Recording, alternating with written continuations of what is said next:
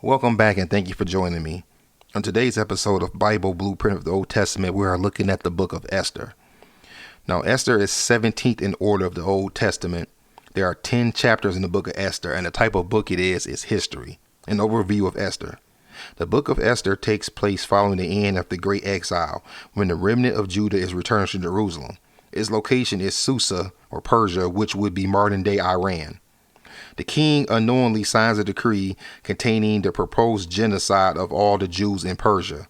Esther is chosen to deliver and protect her people from the danger. Now, Esther was written around 450 BC. The time periods covered are 480 to 475 BC.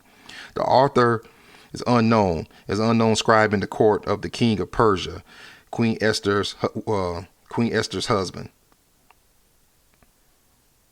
There are 6 sections to the book of Esther. Number 1, Esther becomes queen. We see this in chapters 1 through 2. Queen Vashti loses favor by her disobedience to the king and is stripped of her title. The king decides to choose a new queen from the women in his kingdom. Esther is presented by her guardian Mordecai, and she wins the king's favor and becomes queen. Section 2, the plot of the Jewish genocide. We see this in chapter 3. A manipulative royal official, Haman, is outraged when Mordecai refuses to bow down to him. As a result, Haman manipulates the king into agreeing to a genocide of all Jews, not just Mordecai. Section 3.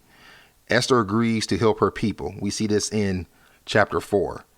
Mordecai pleads for Esther's help in saving the Jews. After requesting the Jews to pray and fast with her for 3 days, Esther decides to present herself to the king. Her husband often put people to death for annoyances, and she knew she was at risk for her life by approaching him without being summoned. Section 4. 2 banquets and a twist. We see this in chapters 5 through 6. Esther flatters the king by inviting him and Haman to 2 banquets she prepares. After the first banquet, the king is unable to sleep and reads the records of Mordecai's past heroics. He unwittingly tells Haman to honor him. Section 5. Haman executed. We see this in chapter 7. Haman plans a public execution for Mordecai. Esther alerts the king to Haman's plot at her second banquet, and Haman is killed instead. Section 6. The damages reversed. We see this in chapters 8 through 10. Both the king and Mordecai write documents that prevent the genocide of the Jews. Mordecai becomes second in command under the king.